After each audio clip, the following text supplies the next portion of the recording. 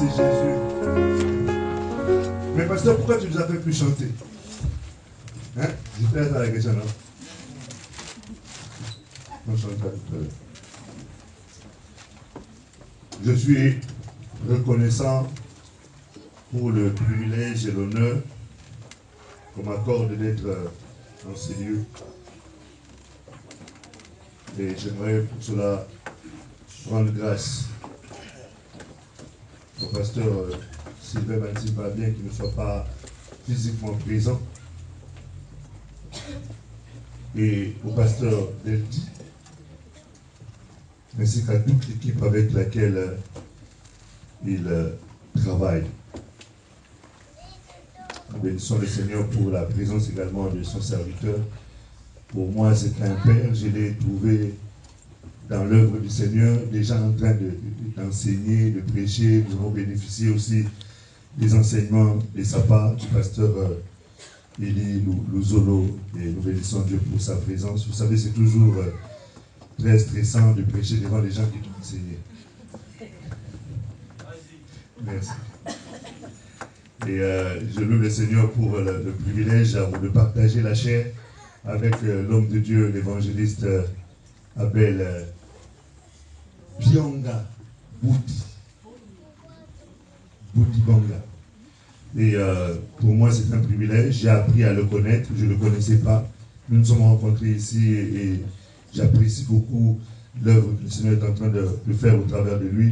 Et je veux que nous puissions le célébrer en acclamant le Seigneur pour son serviteur.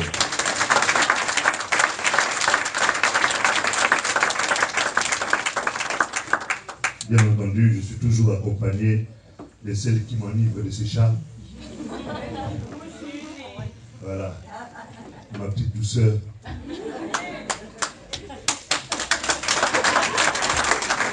Je l'aime beaucoup. C'est une grande bénédiction pour ma vie. Je le dis et je le redirai toujours. Je ne sais pas comment je serais si je m'étais marié avec une autre femme. Mais Dieu sait bien faire les choses. Vous savez, ce n'est pas évident de l'avoir. Hein. J'ai lutté. Bon, c'est pas... Je vous en parlerai la prochaine fois. Ouais, vraiment, ouais. Bonne cause, vraiment. Ce que je suis, c'est le fruit de son travail. C'est une femme, vous pouvez imaginer comment elle est douce, comment elle est sage et comment elle aime la prière. Elle est vraiment une réelle bénédiction. Et je loue Dieu tous les jours pour sa vie. Et je célèbre le Seigneur en lui demandant qu'elle puisse vivre le plus longtemps possible. Je préférerais, vous savez, dans l'histoire, je préférerais si celui qui doit partir soit le premier et ça soit moi. Parce que si elle part et que moi je reste, je ne sais pas ce que je deviendrai sans elle. Vraiment, et je bénis Dieu pour la vie de cette femme.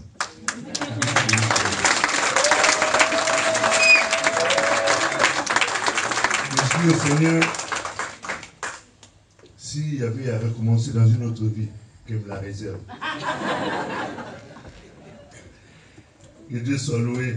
Alléluia. Amen. Je suis avec mon premier fils, la primeur de ma vigueur. Il s'appelle Jean-Philippe. Tu peux te lever, s'il te plaît.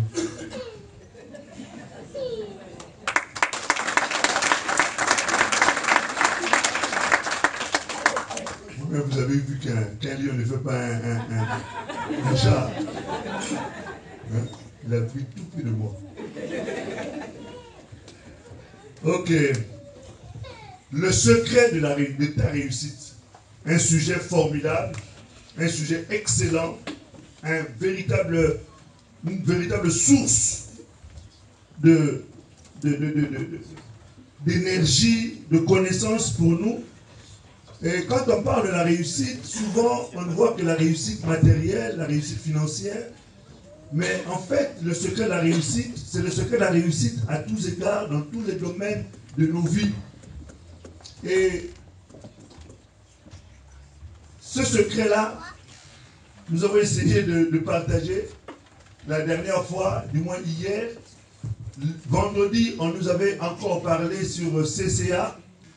C'est vraiment ce qu'il faut retenir, CCA. Consécration à l'Éternel.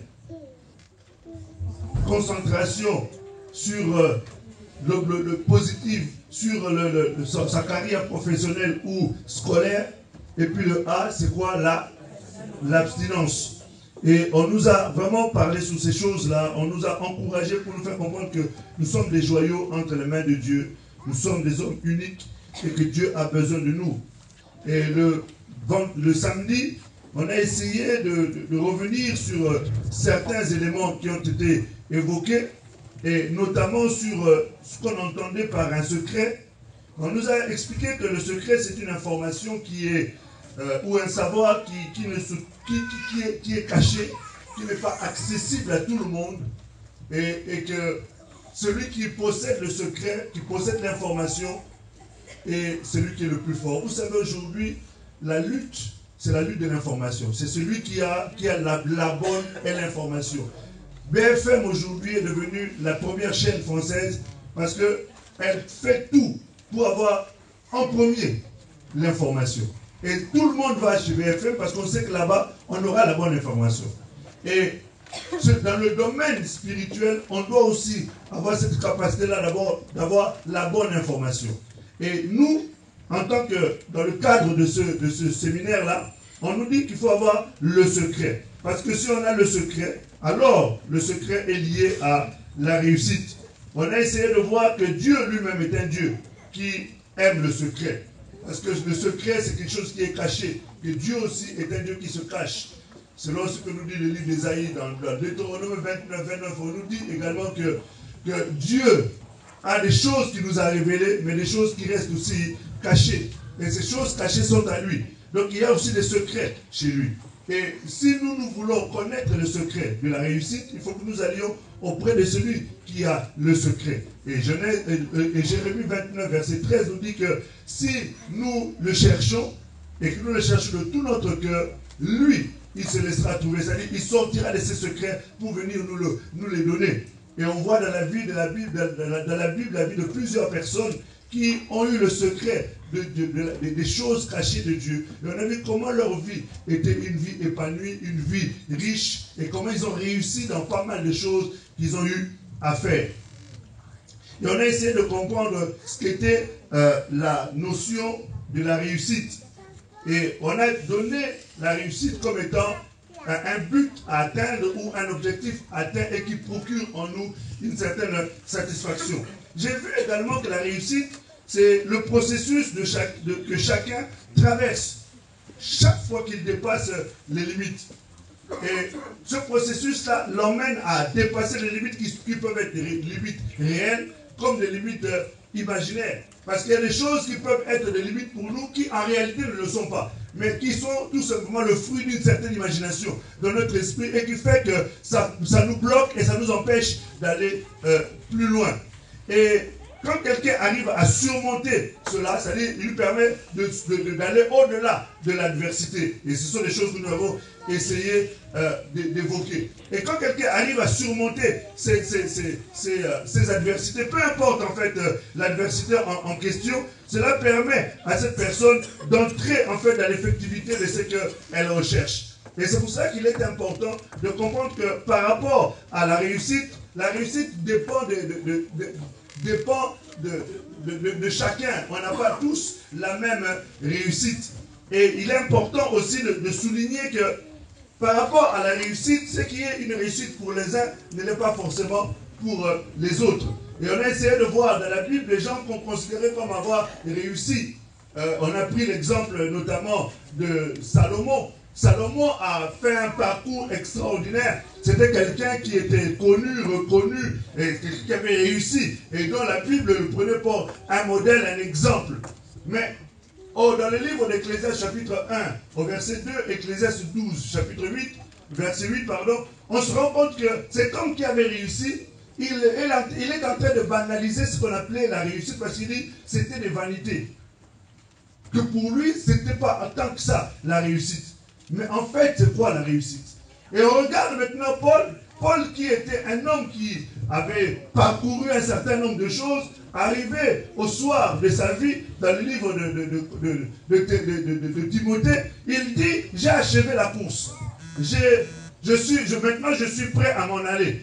Et je sais que la couronne m'est réservée. Or, nous avons dit que la couronne est réservée à ceux qui ont réussi.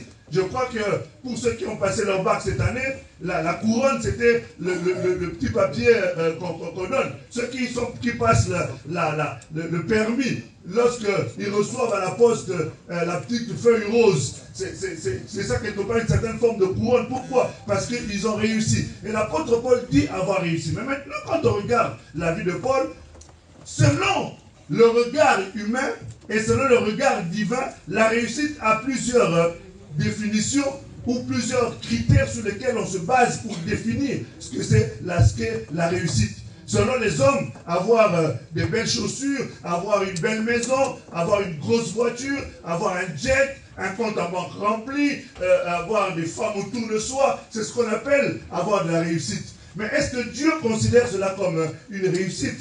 Point d'interrogation.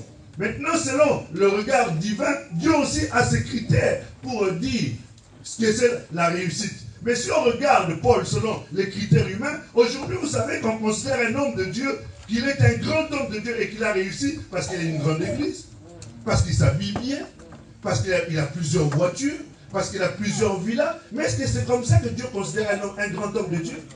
Point d'interrogation. Aujourd'hui, vous savez, c'est quelque chose qui m'avait interpellé. Comment s'appelle-t-il? Bénin était arrivé à un temps où il était très malade. Il est arrivé jusqu'à pratiquement à la mort. Et Dieu vient le visiter, lui dit, écoute, si je te prends, tu iras en enfer. Si tu meurs maintenant, tu ne verras pas le ciel. Alors qu'aujourd'hui, en termes de référence, de réussite dans le ministère, tout le monde veut prêcher comme Béni. Tout le monde veut avoir l'onction comme Béni. Tout le monde veut même s'habiller. D'ailleurs, aujourd'hui, j'ai fait m'habiller en blanc. Donc tout le monde s'habille comme Béni. Tout le monde a des références comme Béni. Vous voyez? Mais pourtant, ce que nous considérons comme référence, lorsqu'il est allé vers celui qui évalue la dimension de la réussite, Dieu trouve qu'il n'a pas réussi. Est-ce que nous comprenons? Alors, finalement, quand au vu de toutes ces choses, on se pose la question, finalement, c'est quoi la réussite?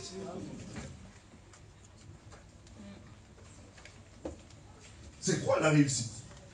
La réussite est le fait de paraître, ou la réussite c'est quelque chose de beaucoup plus profond que ça? Quelque chose de beaucoup plus, enfin, je ne sais pas quel terme employer par rapport à cela. Et on s'est dit que dans la Bible, du moins, j'aimerais donner quelques synonymes du mot réussite. Quand on parle de la réussite, on parle de la prospérité, on parle du succès, on parle du triomphe, on parle des réalisations, on parle du bonheur, on parle de la fortune. Ça, ce sont les synonymes de mot réussite.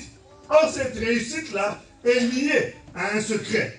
Et lorsqu'on regarde dans la Bible la vie des gens qui ont réussi, on va essayer de le regarder tout à l'heure, on verra un certain nombre d'éléments qui vont nous aider.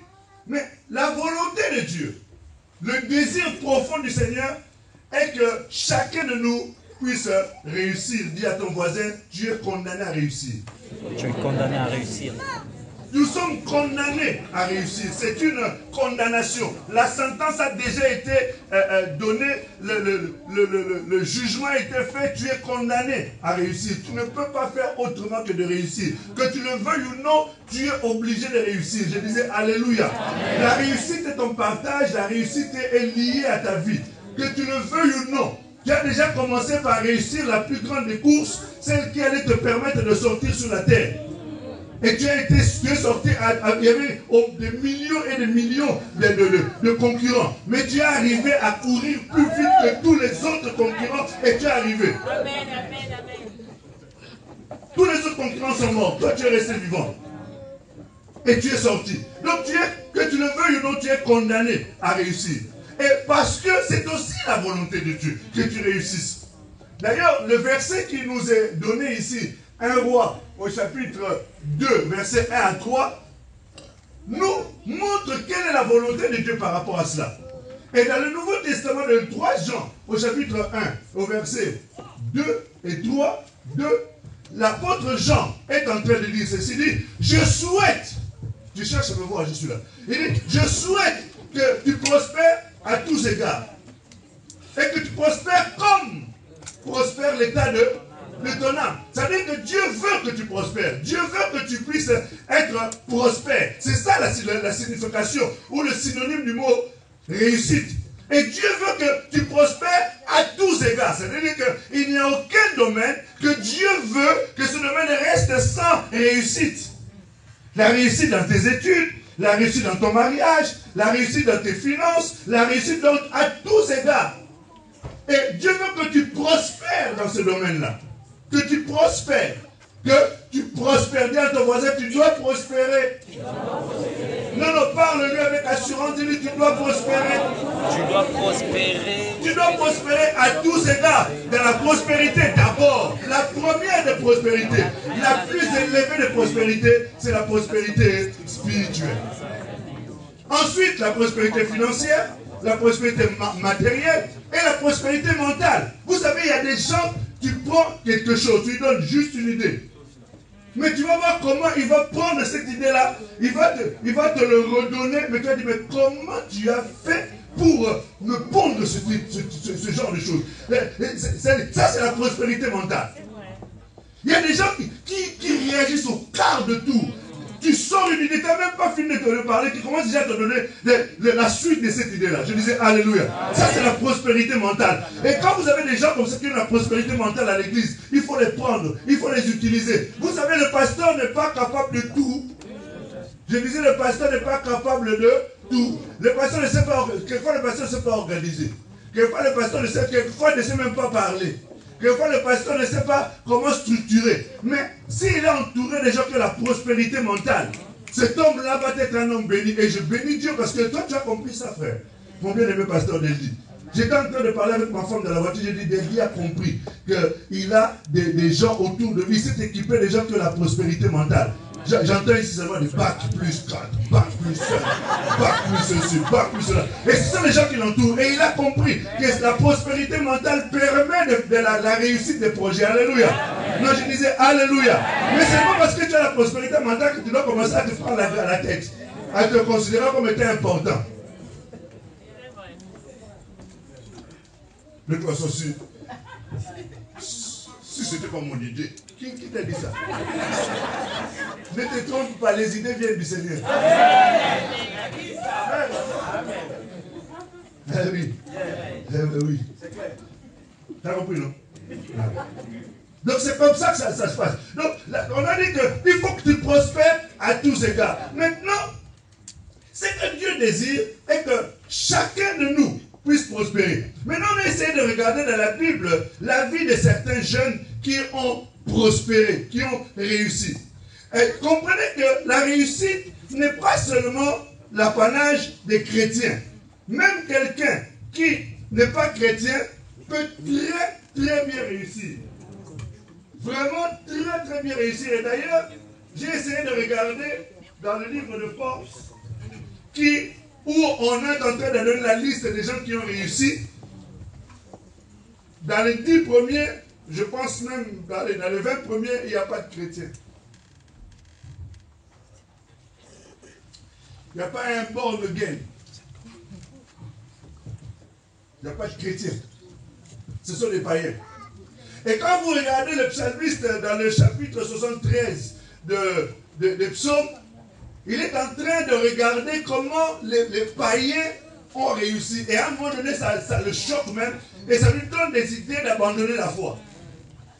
C'est pour vous montrer que la réussite n'est pas seulement pour les chrétiens. La réussite est donnée à tout le monde. Tous ceux qui sont nés sous le soleil peuvent réussir. Mais nous, ce que nous comprenons, c'est que nous ne devons pas réussir sans Dieu. Pourquoi? Parce qu'une des personnes, je disais hier, une des personnes que nous avons tous dans nos sacs ici, à moins d'être un vrai bolos, mais si on n'est pas un bolos, on doit l'avoir dans notre sac. À moins d'avoir le fils du voleur. Qui n'a pas d'iPhone ici? Lève la main. Qui n'a pas d'iPhone? On va t'acheter ça. Voilà. Donc il y a des gens qui préfèrent Samsung, mais vous avez le droit aussi. Mais vous voyez cet homme-là qui est connu. Et pendant de longues années, il restera encore membre de nos sacs et de nos poches. Ce monsieur, à la fin de sa vie, le 25 novembre 2015, est en train de faire une déclaration. Je vous avais lu la déclaration, je vais paraphraser. Il dit ceci, il dit, après avoir parcouru ma vie, j'ai réussi. Tout le monde me prend comme un modèle de réussite. Mais je me suis rendu compte qu'en dehors du travail, je ne m'épanouis pas. Et maintenant que je suis au soir de ma vie, au départ, je me rends compte que je ne suis strictement rien. C'est pour dire que tu peux réussir. Et Psaume 73 nous le dit également, qu'ils réussissent, c'est vrai, mais à la fin de leur vie, ils sont sur une pente glissante, huilée, sans rembarre à côté, pour que lorsqu'ils vont descendre, qu'ils descendent sans que rien ne puisse les retenir jusqu'au feu. C'est-à-dire que tu peux réussir. Et la Bible nous dit, que sert-il à l'homme de gagner le monde entier, c'est-à-dire de réussir, d'être connu, visible, et avoir une grande visibilité dans le monde, mais pour que son âme puisse se perdre. Donc la bonne et la vraie réussite doit être liée à la vie spirituelle et à la vie physique. Donc on ne peut pas réussir en déséquilibre. Si on doit réussir et du côté spirituel et du côté naturel ou physique. Et donc cet équilibre-là permet à la réussite, après avoir joui de tout ce qui se passe sur la terre, tu vas encore jouir de ce qui se passe au ciel. Alléluia. Je disais Alléluia. Amen. Mais comment faire pour réussir? Et quel est ce secret-là pour que l'homme puisse réussir? Là, je suis en train de vous faire le résumé en fait de vous qui n'étiez pas là hier. Vous nous faites perdre du temps. Et comment réussir? Maintenant, on nous fait comprendre qu'il y a un secret pour réussir. Et celui qui trouve ce secret-là fera en sorte que sa vie réussisse. Pour nous qui sommes enfants de Dieu, nous nous sommes dit que le premier des secrets, duquel découleront d'autres petits secrets, c'était quoi le premier secret? Pour ceux qui étaient là, montrez-leur que vous étiez quand même là, s'il vous plaît. Que vous avez écouté, que vous avez retenu un temps soit peu.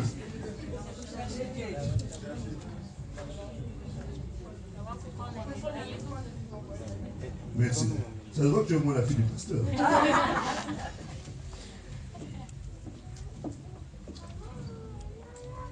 Alors, une des raisons, un des secrets, ou le secret qu'il faut découvrir, c'est de découvrir ce pourquoi on a été envoyé sur la terre. Ça, c'est le secret. Quand tu as découvert ce secret-là, tu vas t'évertuer à mettre tous les ingrédients autour pour réussir. Tu as été envoyé sur la terre, pas forcément, parce que quand on dit pourquoi j'ai été envoyé sur la terre, les gens s'imaginent être pasteur, être évangéliste, être... Non, ça n'a rien à voir. Dieu peut t'avoir envoyé sur la terre pour être un grand avocat, ou une grande avocate. Dieu t'a envoyé pour être un grand chimiste. Dieu t'a envoyé sur la terre pour être un grand mathématicien. Dieu t'a envoyé sur la terre pour tout simplement être... pas forcément une grande commerçante, une commerçante tout simplement. Parce qu'on a compris aussi dans la définition de la réussite, on se dit que la réussite ou le bonheur consiste à faire ce que nous aimons. Je disais Alléluia. Amen. La réussite, c'est de faire ce qu'on aime. C'est-à-dire que quand tu te lèves le matin, tu es content. Tu n'es pas content parce que tu vas dans un grand bureau avec la clim et avec des chauffeurs. Non, tu te lèves toujours parce que tu aimes ce que tu es en train de faire. Quand tu sors là le matin, quand tu vas faire ta couture, tu es content, tu es heureuse. Et tu t'épanouis à faire ça. C'est une forme de réussite. Je disais Alléluia. Amen. Non, je disais vraiment Alléluia. Amen. Parce qu'il y a des gens qui font des choses qu'ils n'aiment pas.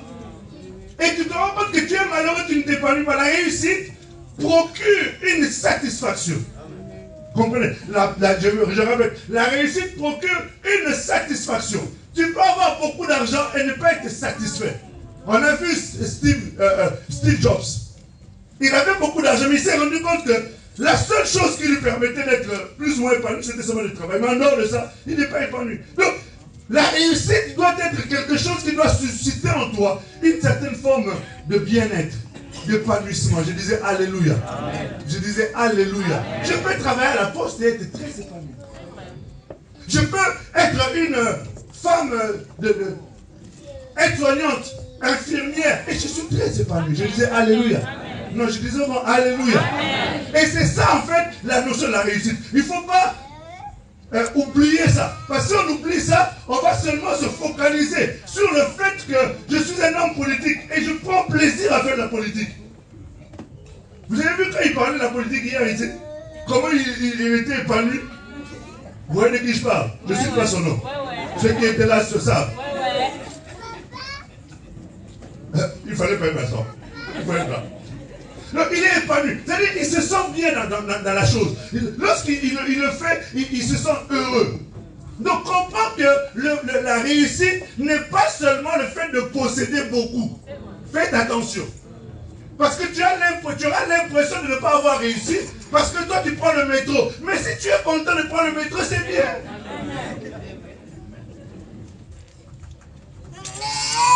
Alléluia. Non, c'est important ce que je suis en train de dire là, parce que les gens ont l'impression d'avoir réussi, ou on considère la réussite comme étant l'opulence. On peut avoir l'opulence et être très malheureux. Je disais être très malheureux. Je vous ai dit que Dieu nous a fait grâce de fréquenter des gens qui étaient élevés en dignité.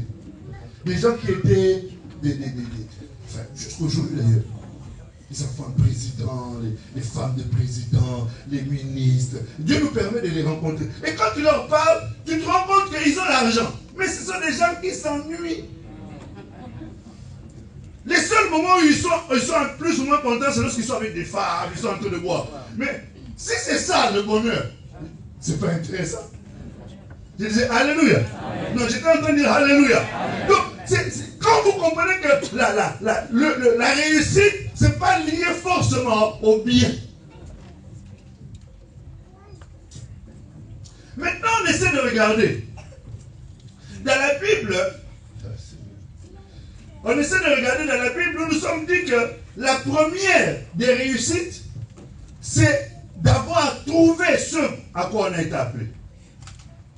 Ce pourquoi le Seigneur nous a envoyés sur la terre. Et chacun doit s'évertuer, chacun doit faire un effort, donc chacun doit s'investir pour trouver pourquoi Dieu l'a envoyé sur la terre. Parce que si tu ne le trouves pas, tu vas être frustré, tu vas être envieux, tu vas devenir aigri, et tu vas commencer à être un homme ou une femme qui va mettre du désordre dans les choses plutôt que d'être une bénédiction. Je disais Alléluia. Et ça, c'est quelque chose de très important. Tu dois prier le Seigneur, tu dois chercher le Seigneur pour qu'il puisse te révéler à quoi il t'a appelé. Et il n'y a pas besoin d'être âgé pour le faire.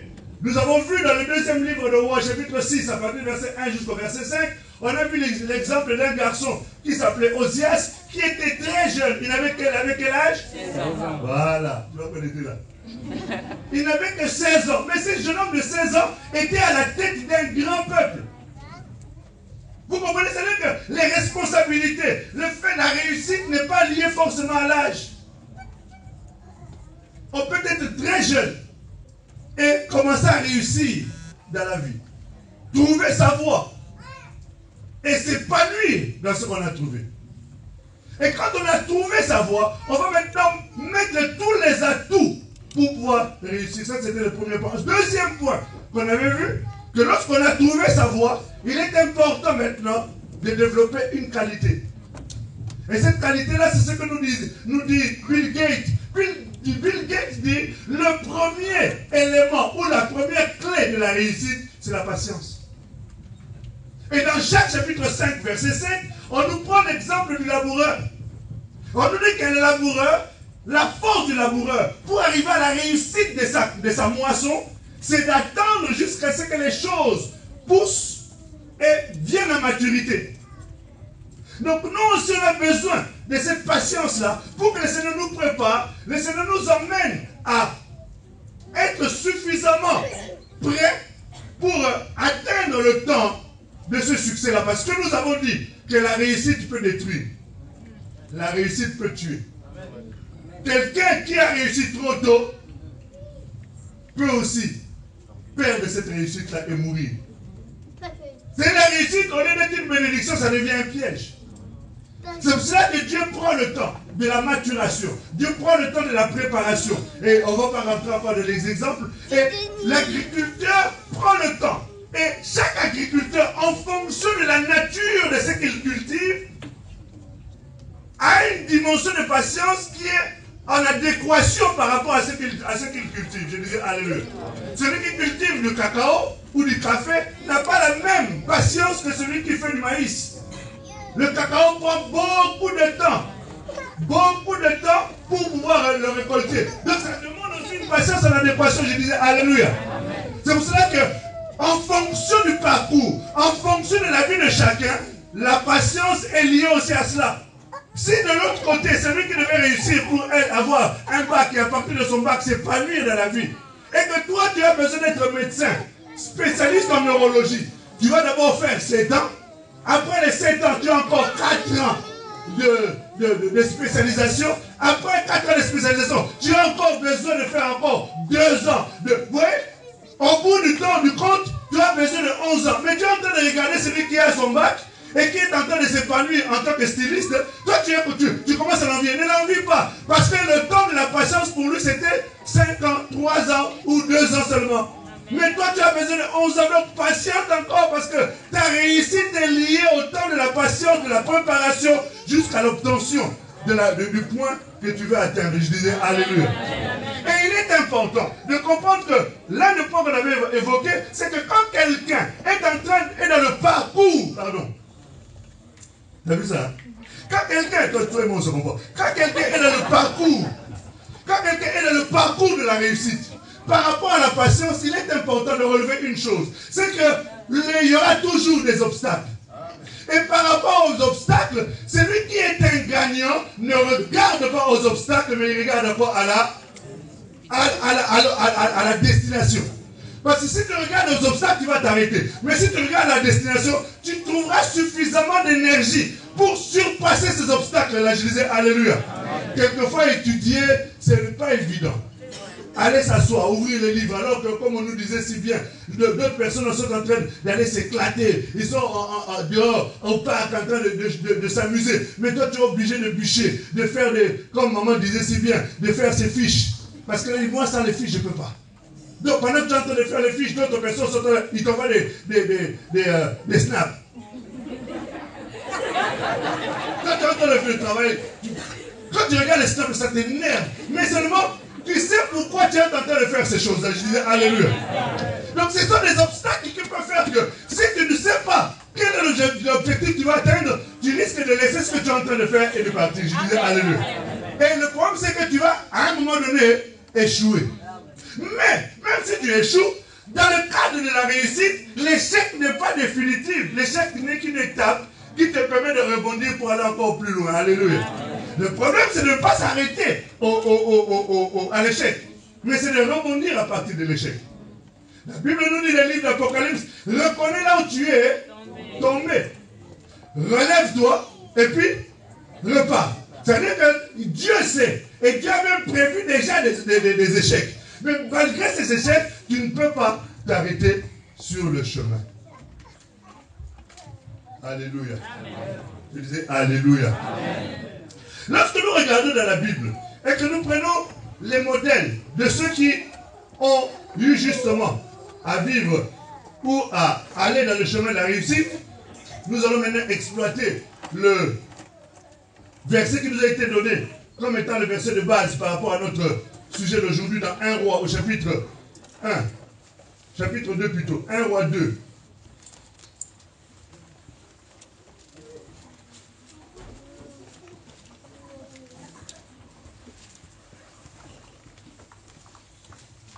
Est-ce qu'on est toujours ensemble?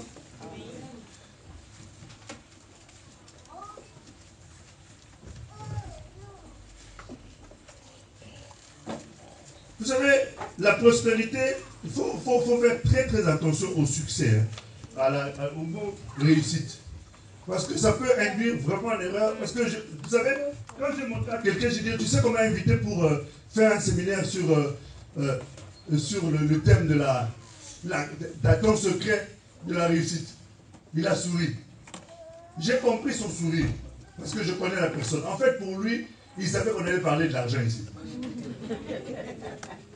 Qu'on va parler de la réussite matérielle. Mais en réalité, la réussite, tout part du monde spirituel.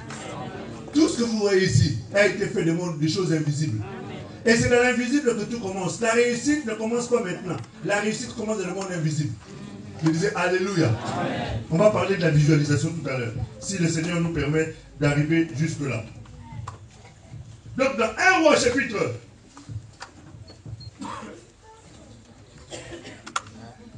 2, verset 1 à 3. 1 Roi, chapitre 2, du verset 1 au verset 3.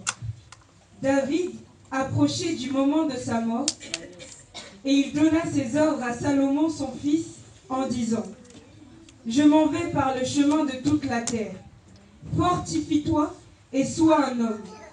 Observe les commandements de l'Éternel ton Dieu, en marchant dans ses voies et en gardant ses lois, ses ordonnances, ses jugements et ses préceptes, selon ce qui est écrit dans la loi de Moïse, afin que tu réussisses dans tout ce que tu feras et partout où tu te tourneras. Alléluia. Ici, sage conseil. Lis encore le verset 3. Verset 3. Observe les commandements de l'Éternel ton Dieu, en marchant dans ses voies et en gardant ses lois, ses ordonnances, ses jugements et ses préceptes, selon ce qui est écrit dans la loi de Moïse, afin que tu réussisses dans tout ce que tu feras. Afin que tu réussisses dans... Il y a un adverbe de quantité. Il y a un adverbe de quantité. Là, on fait un peu de grammaire. L'adverbe de quantité. Et c'est quel est cet adverbe-là? Pardon? T-O. Non. Allez, tu sors. Ah, voilà. T-O-U-T. C'est-à-dire qu'il n'y a pas de limite à tout. Le tout, c'est tout. Donc, tout ce que tu feras, tout. Tu restes, mais la prochaine fois, tu vas faire. Donc, tout ce que tu fais, c'est-à-dire que tout ce que tu vas faire, il faut que tu réussisses. Alléluia. Non, je t'ai dit, Alléluia. Ce même conseil nous est donné dans le livre de Josué, au chapitre 1, au verset 6, et au verset 7, au verset 9. Et au verset 9, on est en train au verset 9, verset 6 à 7, et au verset 9, on est en train de dire que dans tout ce que tu entreprendras, la réussite n'est pas liée au fait que tu craignes Dieu. J'ai donné un amen. Ah. La réussite n'est pas liée au fait que tu craignes Dieu. Faites attention. Craindre Dieu, c'est excellent. Et d'ailleurs, je vous conseille à le faire. Être obéissant à Dieu, c'est très bien. Mais la réussite est liée à une chose. La réussite est liée à l'action. La réussite est liée à l'action. Dis à ton voisin, bouge.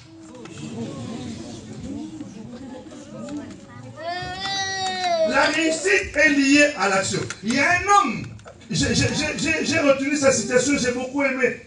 Il a dit, à chaque fois que vous voyez une entreprise où vous voyez quelque chose réussir, il a dit ceci, chaque fois que vous voyez une entreprise qui réussit, dites-vous bien que c'est parce qu'un jour, quelqu'un a pris une décision courageuse.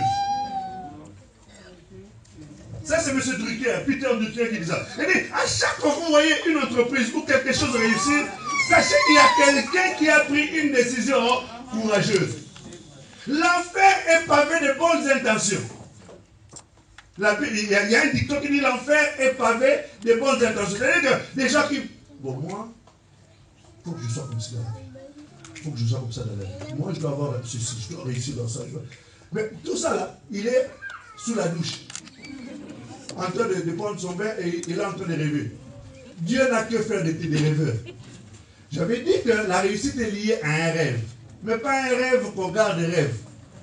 Dieu a besoin des hommes actifs. Je disais Alléluia. Dieu a besoin des hommes qui posent des actions. des gens qui commencent les choses. Pas des gens qui parlent, pas les discoureurs, pas les gens qui réfléchissent et qui ne font rien. Ceux-là, ils resteront selon Proverbe 6, des pauvres qui auront toujours et qui resteront toujours pauvres. Parce qu'on nous dit, regarde la fourmi. La fourmi, c'est un petit animal, mais c'est un animal qui bouge, qui agit et qui anticipe sur les choses. Je disais Alléluia. Non, je disais Alléluia. Donc Dieu a besoin des gens qui sont actifs. Donc c'est pour ça que je disais que la réussite n'est pas liée au fait que tu craignes Dieu. C'est un des ingrédients. La crainte de Dieu facilite. La crainte de Dieu ou l'obéissance à Dieu, c'est un élément facilitateur seulement. Ce n'est pas ça qui fait que tu fasses réussir. Écoute ce que la Bible dit. Ton serviteur était un homme qui craignait Dieu. Ton serviteur est mort. C'est un homme qui craignait Dieu. C'est-à-dire que tu peux peut-être avoir la crainte de Dieu, mourir pauvre et laisser des dettes à tes enfants. Parce que quand il est mort, il a laissé des dettes. Je disais Alléluia. Non, je disais Alléluia. Il est mort, il a laissé des dettes et pourtant il craignait. Voilà. C'est pour dire que la crainte de Dieu c'est une chose, mais être en action c'en est une autre. Regarde, l'homme de Dieu arrive, il lui dit, allez, vas-y, prends des fioles d'huile, amène-les. On est passé à l'action. Et à partir de l'action, cette femme a réglé toutes les dettes. Est-ce que nous comprenons? Donc la réussite est liée à un mouvement. La réussite est liée à une action. Si tu ne bouges pas, tu resteras toujours rêveur avec tes théories qui ne finissent jamais, donc personne ne prendra acte de ça. Pourquoi je suis en train de citer Bill Gates? Parce que c'est quelqu'un qui, à un moment donné, n'est pas resté dans les idées. Zuckerberg, que tous vous connaissez. Parce qu'il vous possède déjà tous. C'est autant vous êtes là. L'esprit de Zuckerberg. L'esprit de Zuckerberg, vous connaissez, non? C'est qui? C'est l'esprit de qui? Ça est en train de détruire les maisons, cette histoire-là. Mais ce n'est pas le moment. Vous comprenez que c'est quelqu'un qui, à un moment donné, passe à l'action. Il faut que je sois un grand homme. Un grand homme politique. Mais passe à l'action. Il a créé son parti, auquel nous tous devons souscrire. Il faut nous donner l'adresse. On est tous membres là-bas. Parce qu'on va voter des lois chrétiennes. Alléluia. Je disais Alléluia. Il ne faut pas oublier de payer l'argent pour la publicité. Comprenez que c'est quelque chose de très important. À un moment donné, il faut passer à l'action. Mais c'est lui qui est en train de donner des conseils ici. Il dit, dans tout ce que tu feras, c'est David. David était un homme qui a réussi en tant qu'un grand stratège militaire. C'était un homme qui a réussi dans le domaine de l'armée. C'était un grand stratège. Il a gagné des batailles et des batailles. David est un homme spirituellement élevé. Quand nous avons des difficultés et que nous allons ouvrir les psaumes, c'est comme si David était en train de nous parler encore jusqu'aujourd'hui, au travers de ces psaumes qui sont inspirés. Je disais Alléluia. Il y a des gens qui ne lisent rien d'autre que les psaumes. Mais il faut lire aussi les autres livres de la Bible, c'est important. Mais David n'a pas réussi dans le domaine familial. Mais il est en train de donner le conseil à son enfant pour que son fils ne tombe pas dans le même piège que lui. Parce que si vous regardez la vie familiale de David, là-bas il n'a pas réussi. C'est pour te dire qu'on doit réussir effectivement à tous égards, mais il y a toujours un domaine dans lequel tu vas exceller plus que les autres. Est-ce que vous me saisissez? C'est important. Il y a un domaine dans lequel tu vas exceller. Ça va être comme ta référence. Ça va être comme... vous savez, chez les cuisiniers, chez les grands cuisiniers, on appelle ça le plat signature.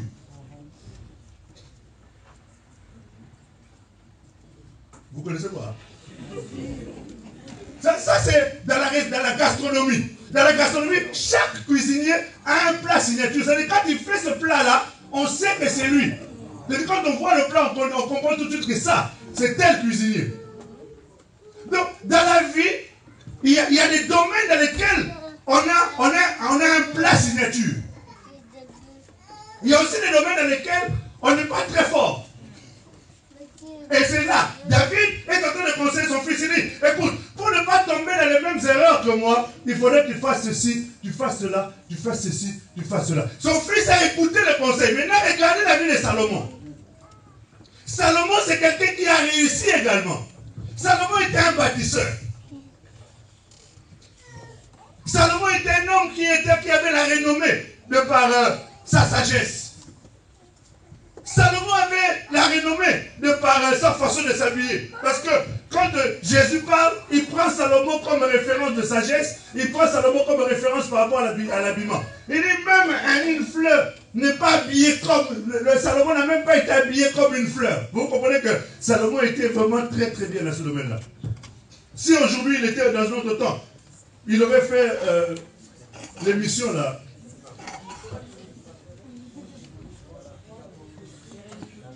Merci. On voit les références.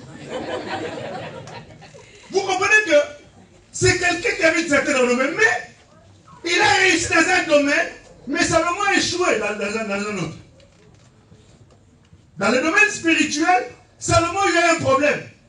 Si vous regardez la vie de Salomon, dans 1 Roi chapitre 11, Salomon, la Bible nous dit qu'il est mort entre les mains des dieux, des femmes qui avaient des dieux étrangers. C'est-à-dire que dans la réussite, Dieu veut que nous puissions réussir à tous égards.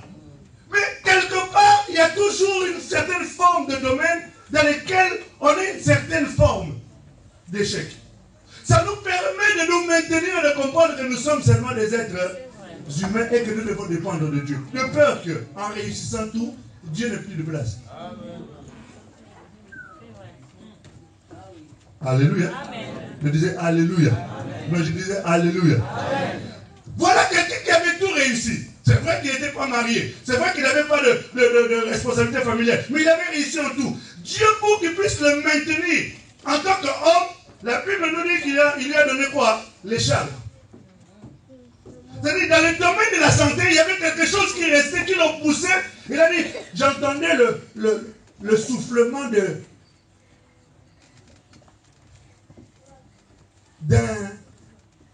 d'un esprit mauvais qui lui parlait.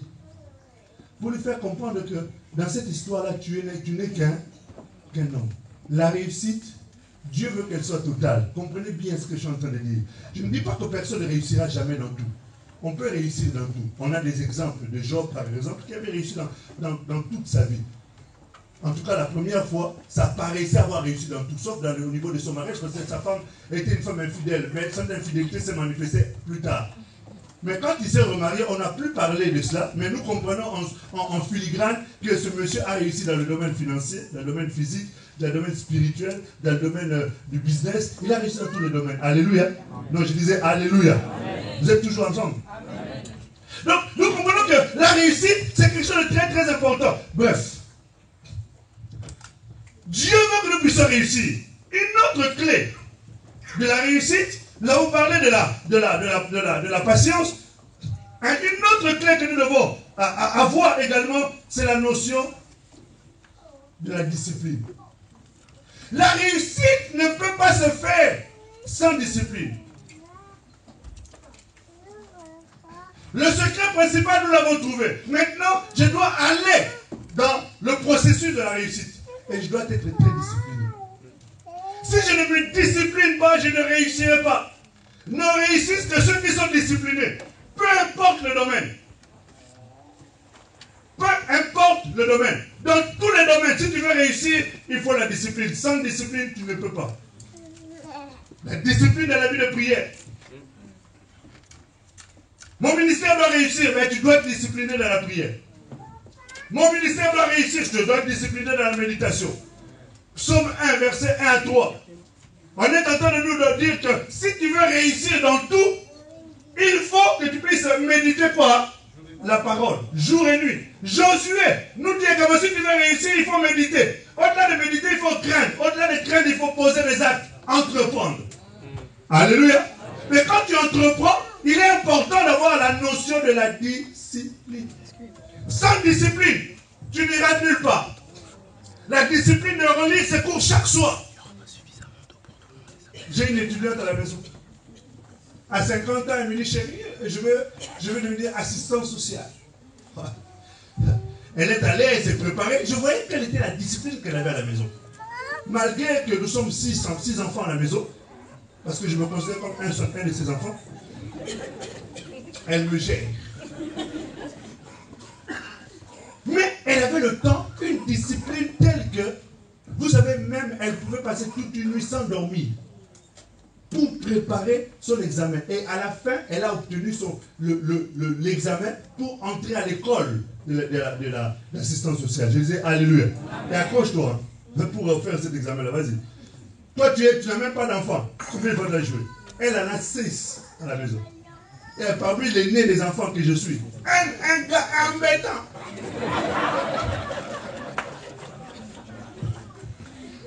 Mais elle a réussi. C'est-à-dire, il y avait une certaine discipline dans sa façon de se comporter. Tu ne peux pas réussir sans discipline. Que personne ne te trompe.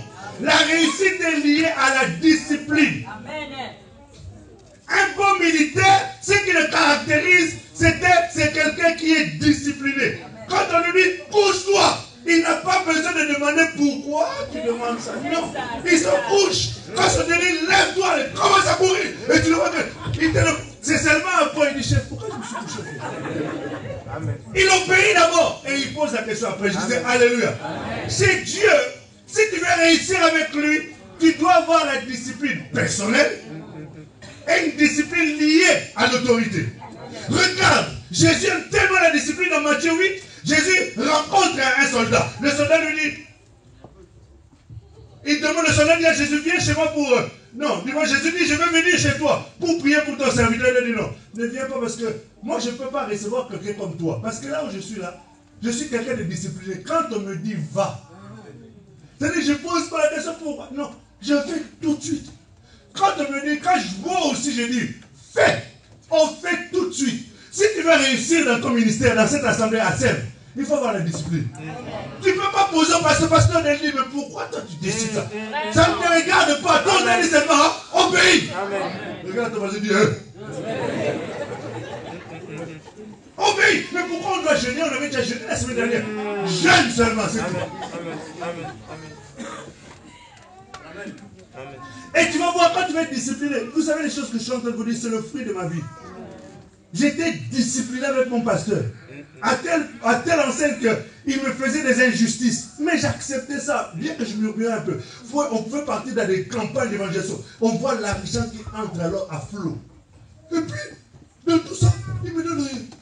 Oui, il me donne peut-être, allez, admettez à 50 000, il me donne 200 €. Oh. Moi aussi, j'ai bossé, quoi. Mais vous savez, ces choses-là mènent aujourd'hui parce que aujourd'hui, je peux fréquenter des gens très élevés en unité. Jamais ces personnes peuvent venir lever la main et dire oh non, il était tout le temps derrière nous pour nous demander l'argent. C'est pas possible. Amen, amen, amen. Yes. Alléluia. Yes. Et ça les oblige à me respecter. Alléluia. Non, je disais alléluia. Parce que j'ai appris la discipline. Il faut que tu apprennes la discipline. La discipline à la maison en tant qu'enfant. Tu vas aller plus loin. Obéis aux parents. Parce que de cela découle la longévité de la vie. Alléluia. Non, je disais alléluia. Non, je disais alléluia. La discipline, la discipline. Et à la discipline est associée la notion du sacrifice. Nous ne pouvons pas, je suis obligé de courir, hein. Vous ne pouvez pas réussir sans la notion du sacrifice. Tu ne peux pas. Un ministère, un étudiant, un travailleur, un homme d'affaires qui veut réussir sans discipline, sans esprit, comment on appelle ça, de sacrifice, tu ne réussiras. Je prophétise, tu ne réussiras jamais. Ou alors si tu réussis, tu n'atteindras pas la dimension dans laquelle on t'attend. Je disais alléluia. Tu vas te contenter des miettes. Dieu n'a pas besoin de donner des miettes. Dieu a réservé des veaux gras. Alléluia. Dieu a réservé des veaux gras. Dieu veut que quand on parle d'une certaine chose, qu'on t'associe. Quand on parle des gens qui ont resté dans tel domaine, on dit oui, effectivement, nous avons également... Mais effectivement, tu ne te souviens pas d'Olivia. Olivia aussi est une... Ah, c'est ce que Dieu veut. Et quand on parle comme ça, le nom du Seigneur est glorifié. Alléluia. la discipline et l'esprit de sacrifice. L'apôtre Paul est en train de nous dire dans le premier livre de Corinthiens, au chapitre 9, à partir du verset 24 jusqu'au verset 26, il est en train de nous parler de la notion de la discipline. Il dit, je tiens mon corps assujetti. Je le maintiens dans la discipline. Je l'oblige à faire les choses que Dieu veut que je fasse. Parce que le corps a des désirs qui sont contraires à ceux de l'esprit.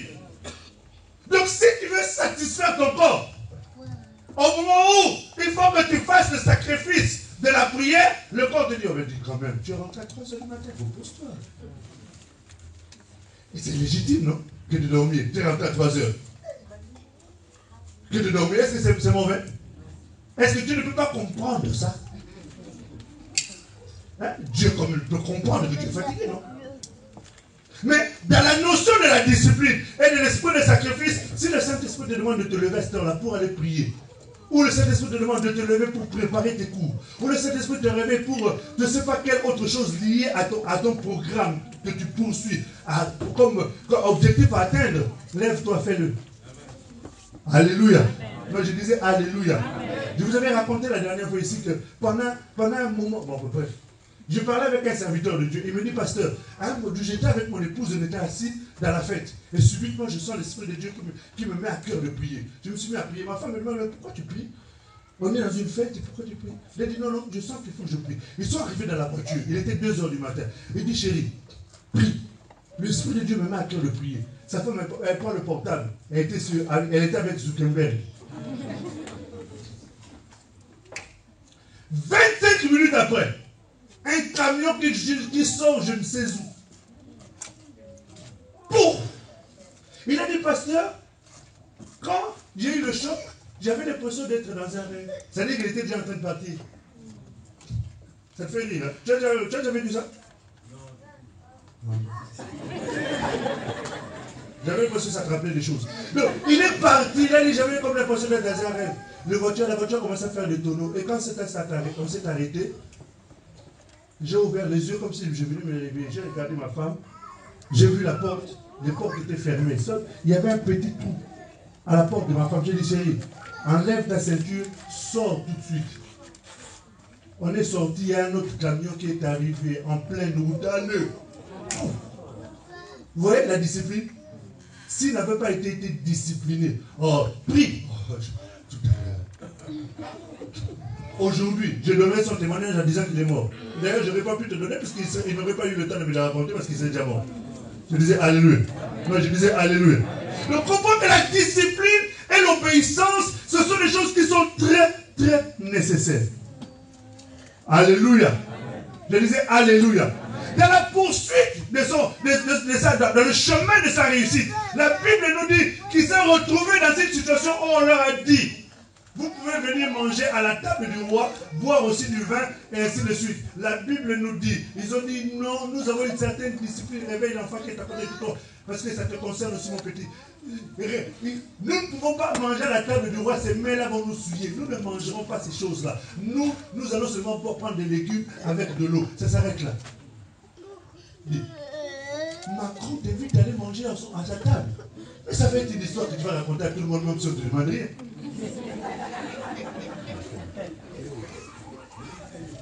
C'est-à-dire, tu vas tout faire pour susciter une question qui soit liée à ça. Mais tu sais où j'étais hier? Mais pour moi, non, je ne sais pas. Mais ça ne t'intéresse pas de savoir? Non, pas du tout. Oh, mais toi aussi. Pose-moi la question. Tu comprends? Macron. Mais pourtant, en allant là-bas, c'est vrai que pour toi, ça va être une certaine forme d'honneur. Je suis entré à l'Élysée. Mais tu vas te souiller. Je disais Alléluia. Je disais Alléluia. Mais ces jeunes hommes ont dit non, nous n'irons pas là-bas. Parce qu'ils poursuivaient quelque chose. Élever le nom du Seigneur dans leur vie. C'était tout ce qu'ils poursuivaient. Ils n'avaient pas d'autre ambition. Ils n'avaient pas d'autre point à atteindre, si ce n'est que le Seigneur soit glorifié dans leur vie. Et effectivement, le fait qu'ils soient disciplinés ainsi, le Seigneur a été glorifié au point où la loi a été changée dans le pays à cause d'eux. Est-ce que vous saisissez un peu la dimension? C'est-à-dire, c'est comme si en France, à cause de la manière dont tu vis, tu glorifies le Seigneur, on a changé la loi de tout un pays à cause de ta façon de vivre. Est-ce que nous nous saisissons? Pourquoi? Parce que ton objectif, c'était tout simplement élever le Seigneur dans ta vie. Est-ce que nous nous comprenons bien? La discipline. La discipline. Il était tellement discipliné parce qu'il poursuivait quelque chose. Il y avait un rêve en lui. Le rêve était qu'il fallait que le Seigneur soit glorifié et que la gloire de Dieu soit révélée dans sa vie. Il est arrivé dans la maison d'une femme. Elle était en plus la femme d'un gars qui était riche. Vous savez que les riches, ils cherchent toujours de belles femmes. Parce qu'ils ont besoin que quand ils entrent quelque part, qu'on puisse les valoriser à partir de leurs femmes. Je disais alléluia. Regardez les gens qui ont de l'argent, même s'ils sont vilains. Bon, quoique la notion de la beauté est aléatoire. Hein? C'est tout dans la nature. Mais tu remarques que tu peux me poser. Mais comment un gars comme ça là, il y a un ami qui me, un papa qui me disait, mon fils, mon argent me rend beau.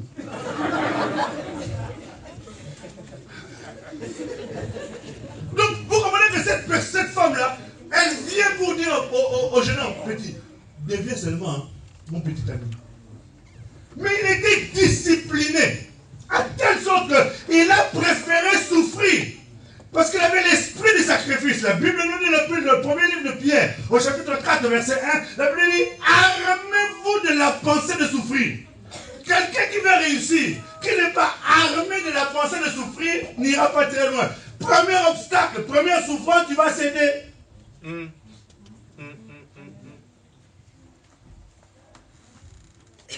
Première souffrance, tu vas céder. Pourquoi certaines personnes se sont retrouvées dans la maison de certains hommes? Ou certains hommes se sont retrouvés dans la maison de certaines femmes sans être mariés? C'est la souffrance. C'est pas qu'il aimait la femme ou qu'il aimait l'homme. Il s'est retrouvé ce monsieur, je suis dehors. Alors le seul moyen pour moi de vivre, c'est de m'accrocher à cette femme-là ou à cet homme. C'est la notion de la souffrance. Je préfère souffrir plutôt que de pécher contre le Seigneur. Alléluia. Donc je disais Alléluia. La réussite ne peut pas être obtenue sans qu'il y ait la notion de la souffrance, la notion du sacrifice et la notion de quoi? Pardon? La notion de la discipline. Ce sont des éléments qui te permettront de réussir demain. Ce sont les ingrédients de la réussite. Ne peut réussir que celui qui a le sens du sacrifice. Ne peut réussir que celui qui a le sens de la patience. Alléluia. Je disais Alléluia. À cela, il rajoutait la notion du courage. Quand Moïse est en train de parler à Josué, il dit Josué, si tu veux réussir dans la vie, dans la mission que le Seigneur t'attribue, il est important que tu aies le courage. Il dit le bon courage. Et bon courage. Le bon courage, c'est l'ingrédient qui va t'aider contre la peur. Nelson Mandela disait, il n'y a aucun... Nelson Mandela, il disait ceci, il dit, j'ai appris que le courage n'est pas l'absence de peur, mais la capacité de la vaincre. Le courage n'est pas l'absence de la peur, mais la capacité de quoi? De la vaincre. C'est-à-dire que si tu n'as pas le courage dans le programme de réussite que tu veux faire, à un moment donné, tu vas abandonner. Parce que je te dis déjà que tous ceux qui ont eu un projet, tous ceux qui ont eu un plan, tous ceux qui ont eu un rêve avec le Seigneur, ils ont rencontré des obstacles et il fallait le courage. L'apôtre Paul est en train d'expliquer qu'il était arrivé à un moment donné, il devait aller à Rome pour aller rencontrer César. Il était sur la route pour aller à Rome. À un moment donné, il s'est levé une tempête à un niveau. Et l'apôtre Paul est en train d'expliquer qu'il dit, à un moment donné, nous perdîmes courage. Tellement que la situation était difficile. Mais nous ne sommes pas de ceux qui perdent le courage. Dis à ton voisin, il faut le courage. Tu veux réussir, tu veux aller de l'avant, tu veux que ton ministère aille bien, tu veux que ton mariage aille bien. Il faut du courage. Parce que tu es marié avec quelqu'un têtu.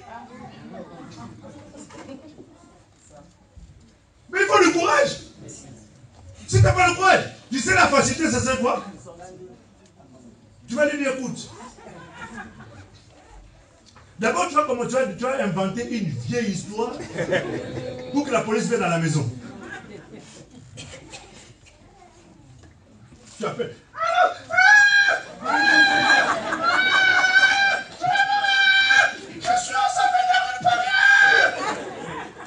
Le Samuel vient. Vous savez ce que je vous dis là, moi je suis pasteur. Hein? Mais alors, frère, la femme invente tout ça parce qu'elle veut se débarrasser du monsieur. Elle en a marre. Si tu n'as pas le courage, toi tu n'es pas marié. Je te dis, il y a des gars, quand tu écoutes l'histoire, toi-même, en tant que conseiller, j'ai envie de lui dire. Vas-y.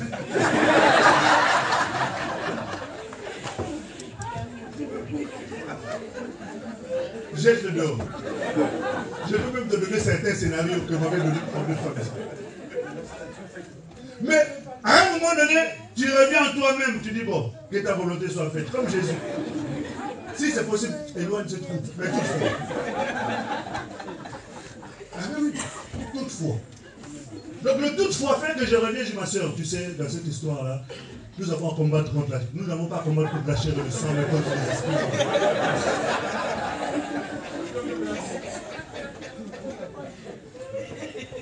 Et tu vois la soeur qui revient, oui, pasteur, tu as raison. Mais ça demande du courage, je te dis, frère, ça demande du courage. Il y a des femmes qui sont des vraies caries dentaires.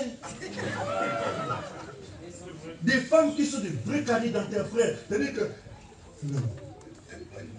Ma femme souffrait de caries dentaires. Depuis que j'ai prié pour elle, c'est fini.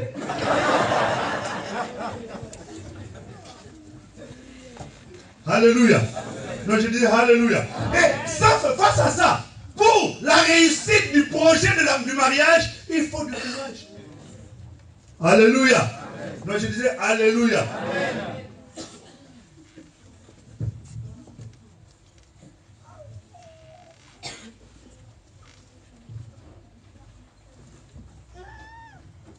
Comprenez que c'est quelque chose de très très important. Le courage te permet d'aller de l'avant. L'apôtre, la Bible nous encourage à utiliser la notion du courage. L'apôtre Paul est en train d'expliquer, il dit, nous ne perdons pas courage. Mais nous sommes de ceux qui avons la foi pour hériter quoi? Les promesses. Alléluia. Non, j'étais en train de dire Alléluia. J'étais en train de dire Alléluia. Si tu n'as pas le courage, je te dis, mon frère, on va se retrouver à, comment on appelle ça encore, au tribunal. Tu vas chercher les témoins pour venir dire comment cet homme te battait, comment cet homme te faisait souffrir. Le courage te demandera de supporter. Le courage, la patience te permettra de pouvoir accepter jusqu'à ce que le Seigneur puisse accomplir sa parole. Parce qu'il a dit, femme, ne sais-tu pas si tu sauveras ton mari? Pasteur, Seigneur, sauve-le toi-même.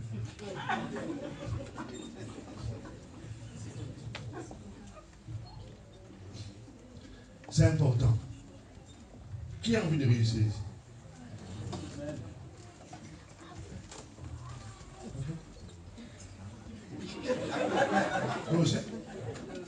Mais il faut lever la main.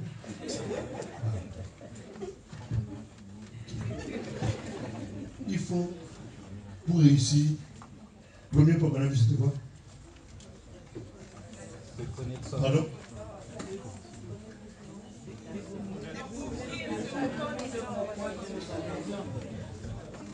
Ça va être chaud, laissons. Quand quelqu'un a le courage, il va braver même les lois qui sont établies dans le pays. La Bible nous dit dans Exode chapitre 1, au verset 21, on nous parle d'un certain nombre de femmes. Elles étaient deux. Ces femmes-là, c'était des sages femmes. C'était au temps du Pharaon.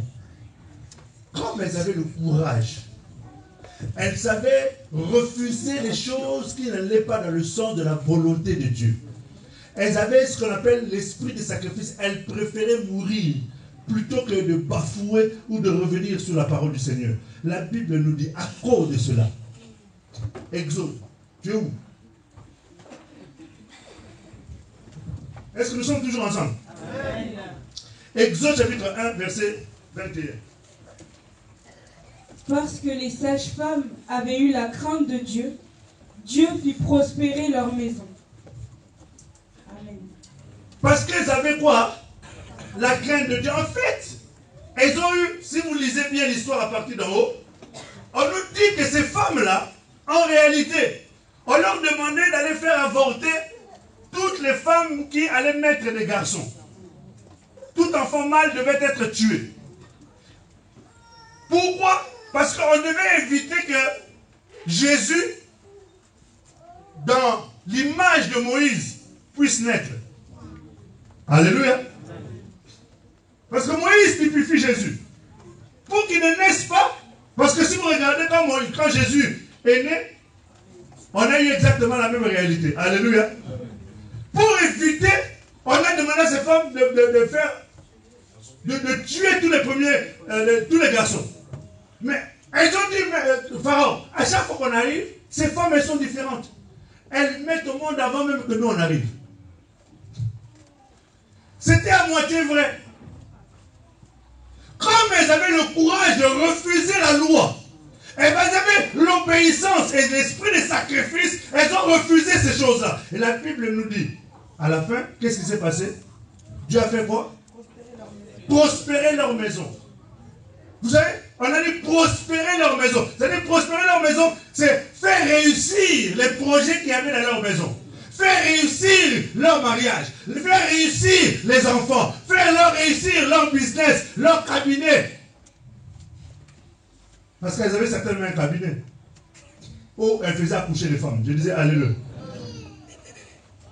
Leur maison a prospéré. C'est-à-dire, elles ont réussi. Pourquoi? Parce qu'il y avait quoi? L'obéissance, l'esprit du sacrifice et le courage d'aller dire ça au roi. Tu peux te faire couper la tête en deux, trois mouvements. Souvenez-vous qu'il faut du courage pour réussir un projet. La Bible nous dit que Esther s'est présentée à un moment où le roi n'avait pas fait appel à elle. Pourquoi? Parce qu'elle devait réussir une mission. Celle d'épargner toute une nation. On nous avait dit hier ici, parlant de la vision et de l'ambition, que la vision était beaucoup plus importante que l'ambition parce que la vision permettait de sauver plus de personnes plutôt qu'une personne. Et je disais alléluia. Cette femme est allée, elle avait eu le courage. En entrant, si le roi ne te tend pas le sceptre royal, tu n'as pas à entrer dans sa présence.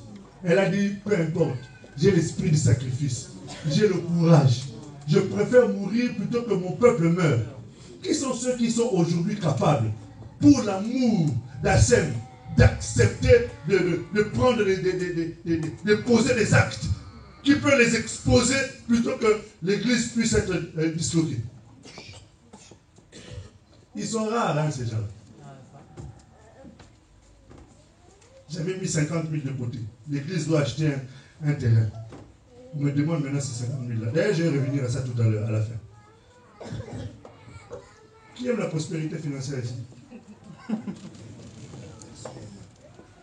Levez bien la main, faites pas ça. Merci, je vous dis que vous avez gagné 10 000, tout le monde va lever la main.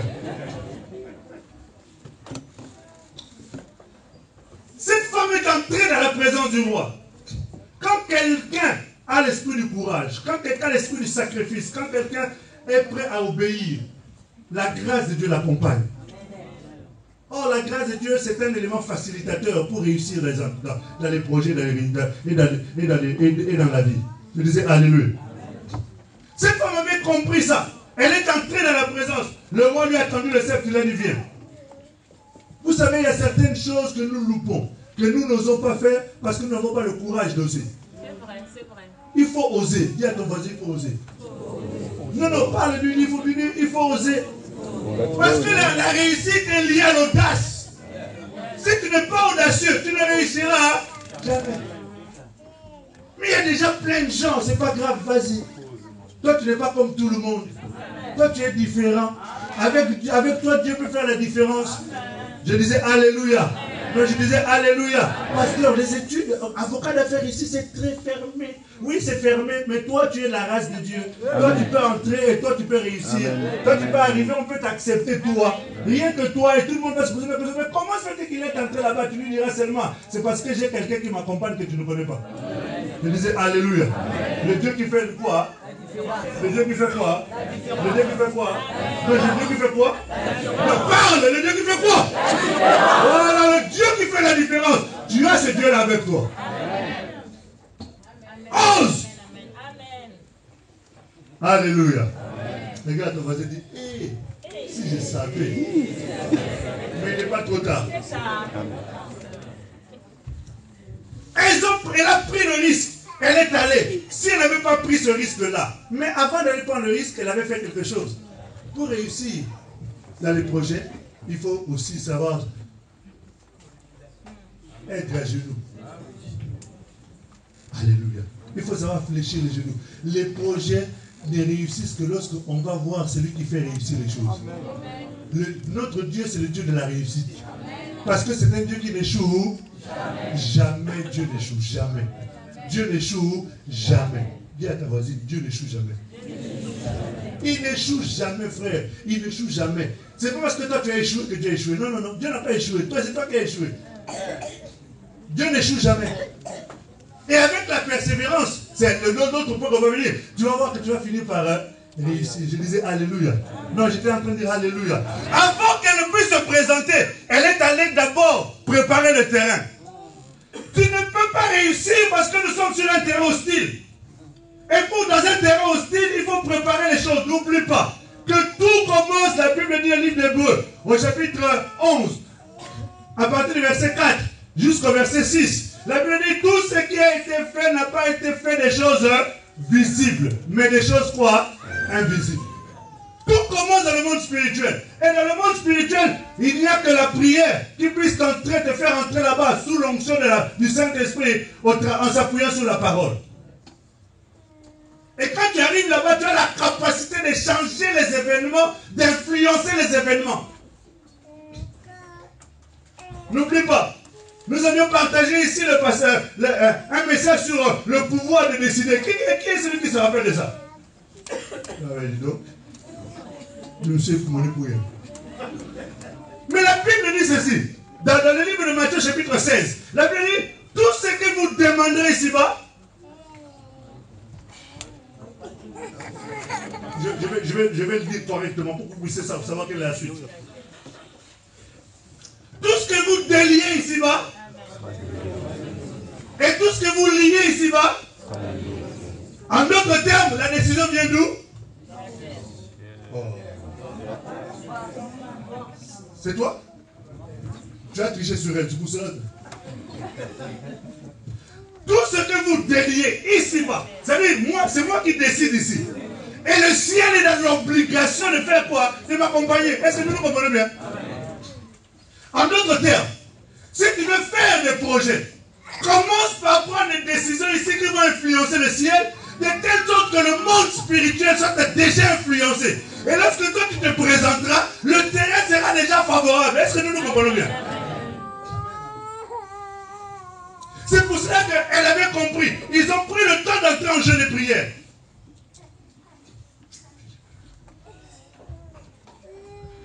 Ils ont le temps d'entrer en jeûne et prière. Et en entrant dans le jeûne et prière, la Bible nous dit que lorsqu'elle s'est présentée le roi, c'est comme si le roi lui-même avait l'attendait. Tu sais, il y a des endroits où, quand tu as prié, tu t'es concentré, tu te présentes, tu vois le message, bonjour. C'est pas un sourire commercial. Parce que les sourires, tout ça, comme sourire commercial. C'est-à-dire, il suffit de la prière. C'est le boulot qui demande ça. Mais tu vois la personne qui t'accueille vraiment avec un grand cœur. Comme si elle t'attendait. Ça t'est jamais arrivé d'aller à la préfecture, tu n'as pas tous les papiers. Mais la personne qui t'accueille, tu dis, il n'y a pas de problème. Garde, vas-y, je t'attends. Ça t'est jamais arrivé.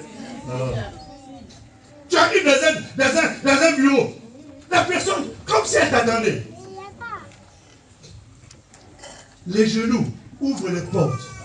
Les genoux disposent des cœurs. La Bible dit quand Dieu commence à approuver la voix d'un homme, il dispose à son égard, même les gens qui sont hostiles.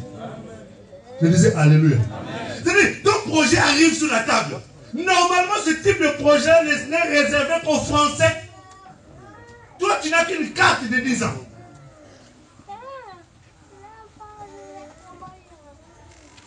Et en plus de cela,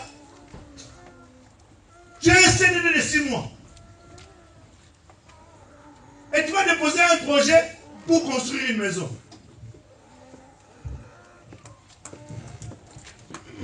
On t'octroie le crédit. Tu n'as jamais vu ça.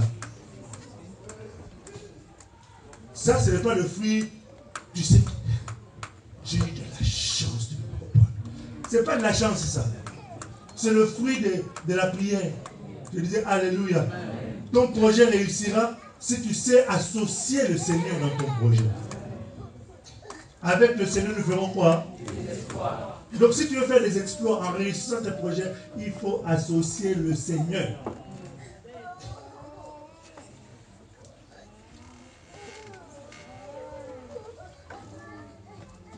C'est clair?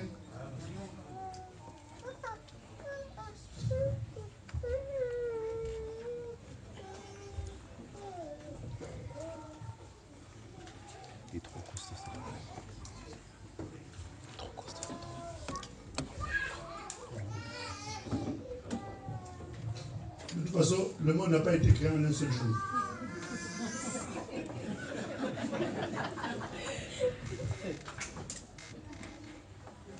Nous aurons encore deux occasions. Les adieux. Est-ce que quelqu'un a compris le secret de la réussite?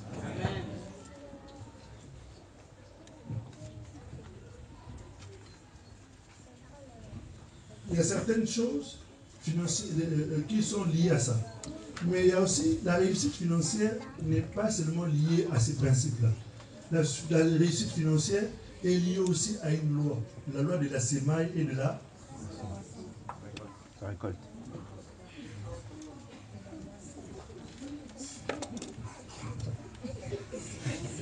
Je vais coller le jour.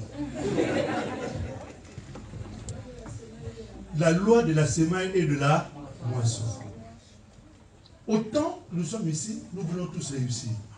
Nous voulons tous avoir la réussite financière. La réussite financière, ce n'est pas forcément d'avoir un compte en banque rempli. C'est la capacité d'avoir la possibilité de payer tout ce dont on a besoin sans qu'il y ait manque. C'est ça en fait la réussite. C'est-à-dire à la fin du mois, tu galères pas en disant comment je vais faire pour payer cette facture. Tu commences à chercher quelque chose qui va te prêter. C'est pas ça. C'est pas non plus d'avoir un compte en banque où c'est tellement plein que tu ne sais pas quoi en faire. C'est pas ça. C'est à la fin du mois, tu n'as pas à t'inquiéter et tu commences le mois tout en étant tranquille. Est-ce que nous comprenons? C'est ça la réussite. Et ça, il y a une loi qui est liée à ça. La loi de la sémaille et de la... Il y a un pasteur, il m'appelle. Il me dit, pasteur, j'ai rêvé de toi. J'ai rêvé de toi. Et puis, quand je suis arrivé, j'ai vu qu'à l'église, vous aviez des besoins. J'ai dit, avant même qu'il ait fini, j'ai dit, oui, moi j'ai besoin d'argent. Il me dit, oui, le Seigneur m'avait dit ça. Il m'a envoyé l'argent. Avant-hier, il m'appelle. Il me dit, pasteur Philippe, tu ne peux pas comprendre. Désormais, je veux commencer à s'aimer chez toi. Je dis, pourquoi? Il me dit que, tu sais, quand je t'ai appelé là, et que j'ai sémé, tu sais ce qui s'est passé? Je dis non. Il m'a dit, on m'a offert une Jaguar dernier modèle. J'ai compris que quand on sème chez toi, ça marche. Alors n'hésitez pas à venir.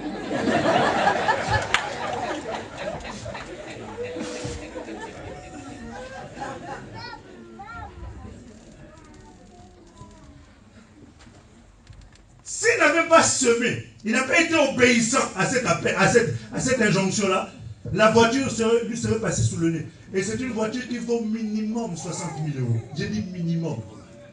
Et elle est neuve. En réalité, regarde comment c'est arrivé. Ils sont allés à une conférence. Arrivé à la conférence, ils ont tous participé. Il y avait un pasteur américain à qui on a offert cette voiture-là. ils étaient au moins 6 pasteurs. Le pasteur américain s'en va et il va faire les démarches pour reprendre l'avion, pour faire venir sa voiture. Arrivé là-bas, trop de complications. Et il s'était échangé tous des numéros de téléphone. Il appelle seulement celui-là. Il dit, apôtre, tu sais, la voiture qu'on m'a offerte là, finalement, elle ne peut pas venir aux États-Unis. Ben, je préfère te la donner à toi. Vous savez, qu'est-ce qui a fait que ça se soit dirigé vers lui? C'est parce qu'il avait fait quoi? Auprès de qui?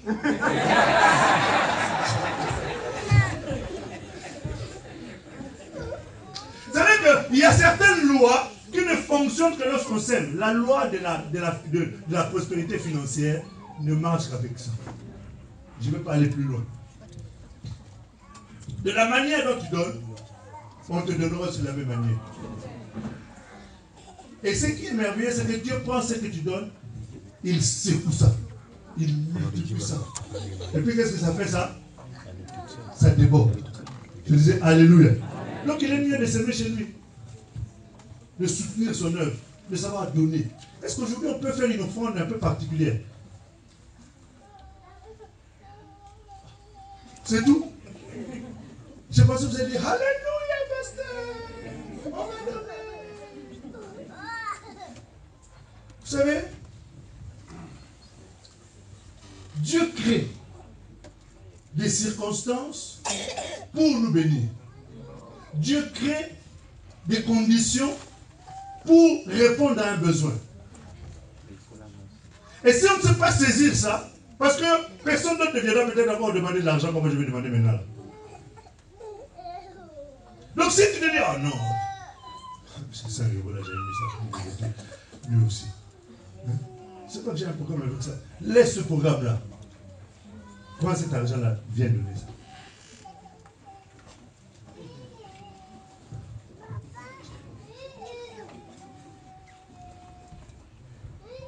Bon, c'est le moment de la prospérité financière, de la réussite financière.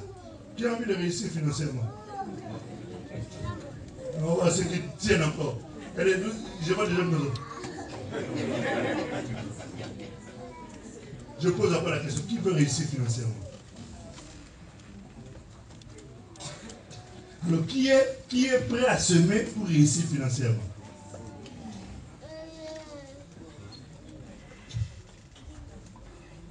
Alors, vous voulez réussir financièrement, mais vous n'êtes pas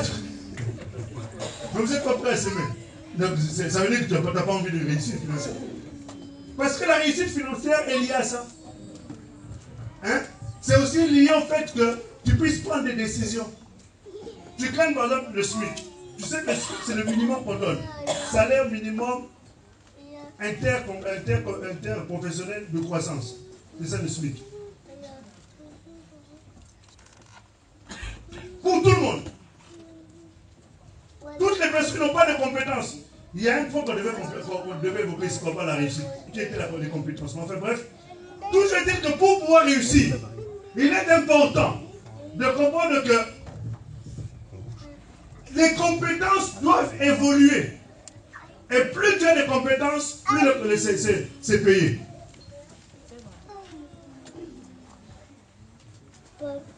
C'est bon? Plus tu as de compétences, plus c'est rémunéré.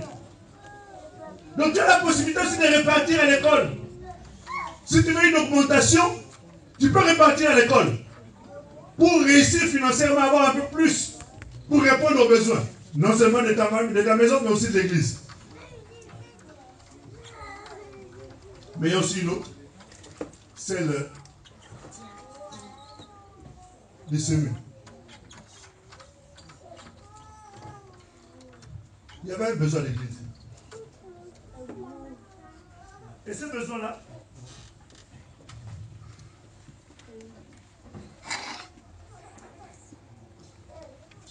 je vais donner un autre exemple. Je suis allé au Congo.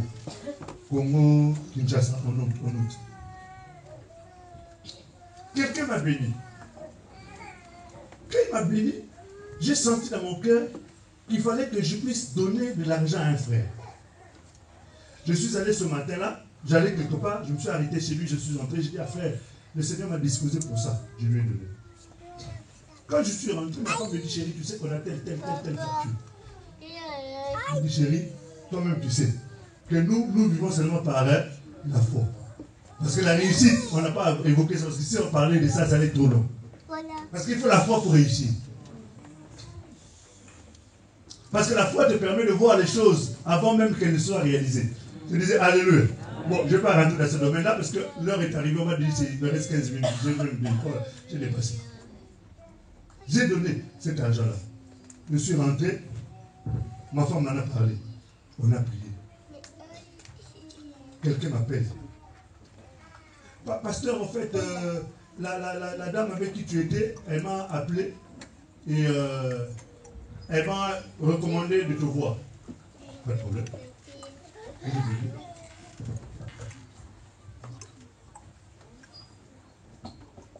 On se croise. C'était jeudi, il m'appelle. Je dis, écoute, j'ai pas le temps, on se verra dimanche. Mon cœur disait, vas-y quand même, il dit, calme-toi. Moi aussi. Dimanche arrive, le frère, le culte est fini, le frère passe au bureau. Il m'a tendu une enveloppe. Vous savez, quand la bête est chétive et quand elle est grasse. J'ai regardé ça, j'ai dit, ça c'est une bête à 1000 kilos.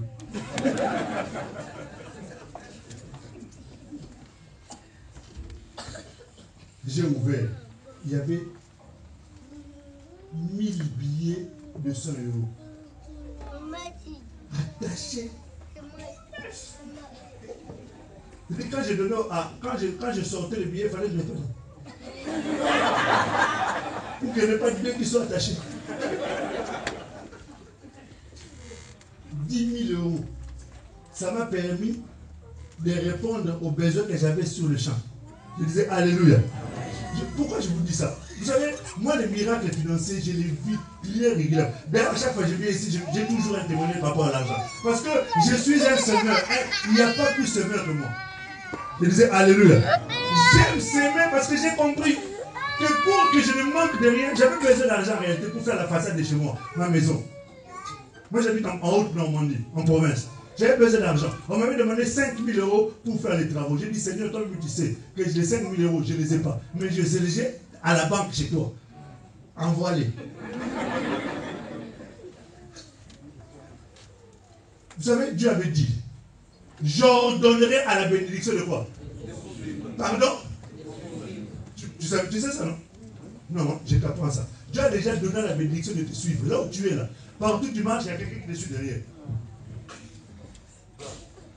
Maintenant, je vous encourage d'avoir des laisses. Je tiens ça là.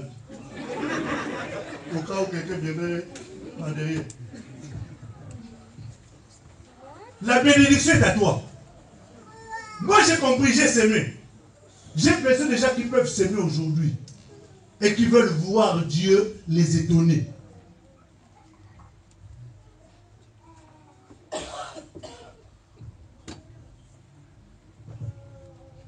On parle de la réussite quoi?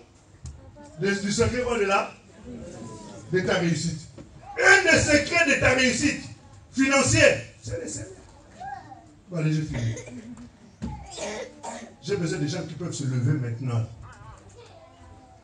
et qui veulent réussir financièrement et qui veulent s'aimer dans le royaume.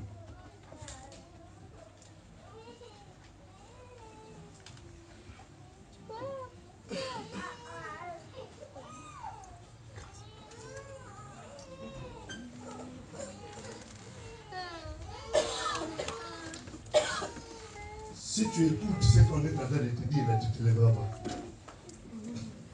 On a dit que le secret, un des secrets, c'est quoi? Le courage et l'audace. Il faut oser. La tirerie là, casse-la. Pasteur, je devais aller faire mes courses à Zara. Zara attendra. Cet argent, j'avais mis ça à côté pour acheter un terrain. Le terrain attendra. La priorité, c'est d'abord le Seigneur. Je disais alléluia. La priorité, c'est d'abord le Seigneur. J'ai encore d'autres témoignages ici. Si je me mets à donner, on n'en finira pas. J'ai besoin de gens qui peuvent se lever et dire, pasteur, j'ai compris, je vais s'aimer. Tu vois, jusque là, je ne peux pas encore donner la somme. Hein. Tu es déjà debout. C'est ton problème. Mais ne t'inquiète pas. Je ne te donnerai pas une somme. Je vais te laisser toi-même donner ce que tu estimes être capable de donner pour que le Seigneur puisse à son tour. Mais David avait dit quelque chose d'important, il dit, je ne donnerai pas ce qui ne me coûte pas. Donc, quand tu vas te lever là tout à l'heure, parce que je sais que tu vas te lever, quand tu vas te lever, tu vas donner quelque chose qui va te coûter. C'est-à-dire que cet argent-là qu'il avait réservé vraiment. Mais pour le Seigneur, je sors ça. Pour le Seigneur, je sors ça. Je t'attends encore 2 minutes parce que je ne veux pas que tu meurs pauvre.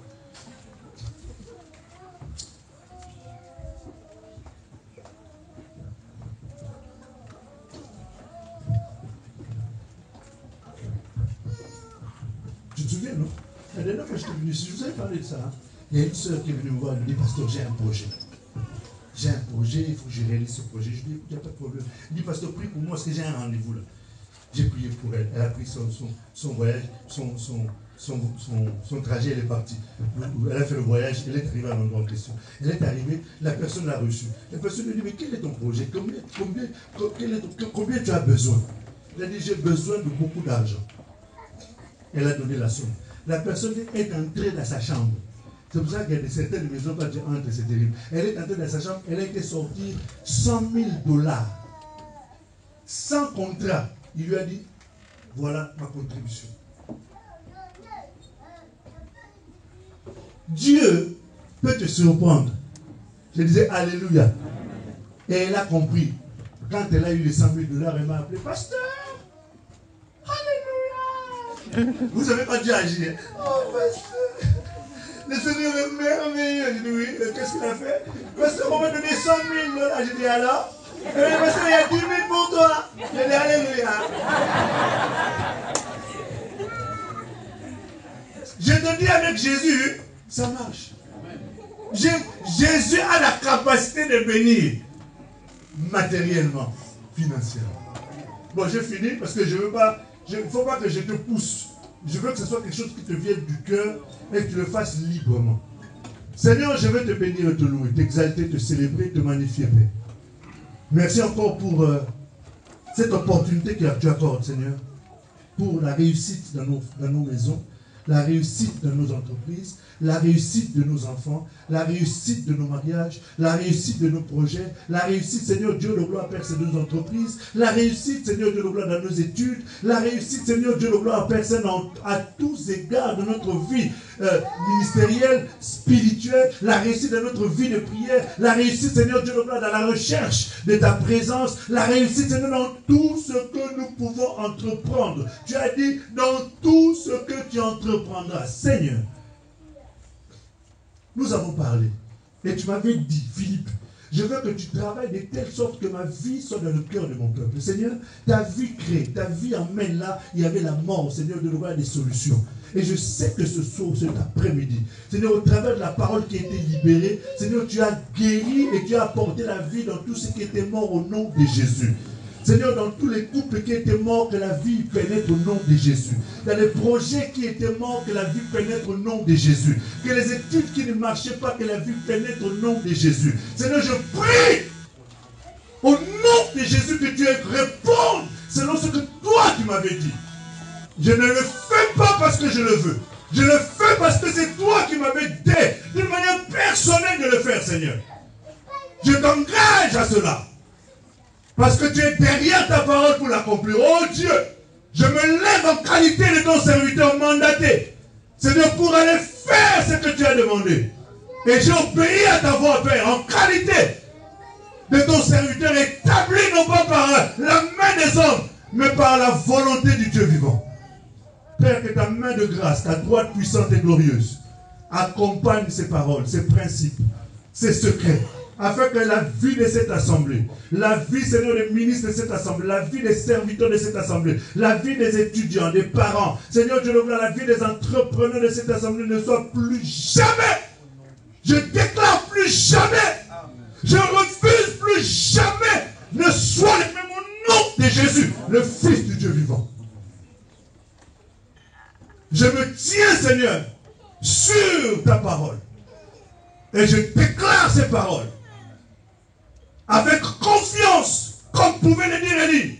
Élisée, sinon ma parole, que ces choses se fassent, Père. Dans le nom de Jésus, le Fils du Dieu vivant. Père, par l'autorité que tu m'as conférée, je rends nul et sans effet tous les projets, les plans qui ont été préparés pour l'échec de ce peuple. Dans le nom de Jésus. Dans le nom de Jésus. Dans le nom de Jésus. Que toute barrière, tout obstacle, toute opposition, toute adversité, je me tiens, Seigneur, selon l'autorité de ta parole. J'annule ces choses dans le nom de Jésus. Que cela échoue dans le nom de Jésus. Tu as dit rien ne tiendra devant nous, tant que toi tu vivras. Seigneur, que rien ne tienne devant eux. Que leurs ennemis leur tournent le dos, maintenant. Dans le nom de Jésus. Seigneur, j'annule toutes les paroles qui ont été déclarées contre la réussite de ce peuple. La réussite au niveau financier. La réussite, Seigneur Dieu de gloire, dans la dimension, Seigneur Dieu de gloire, sentimentale. Seigneur, dans la dimension, Seigneur Dieu de gloire, professionnelle. Je me lève, Seigneur Dieu de gloire, Père Céleste, oh Dieu, contre la réussite au niveau, Seigneur, de la procréation. J'annule ces paroles au nom de Jésus. Seigneur, je me tiens sur ta parole. Selon l'autorité que tu m'as conférée, j'annule cela. Dans le nom de Jésus, le Fils du Dieu vivant. Père, merci. Et en ton nom, j'appelle la vie, la réussite, le succès, le triomphe, la prospérité, à tous égards dans la vie de ton peuple, Père. Je le déclare dans le nom de Jésus.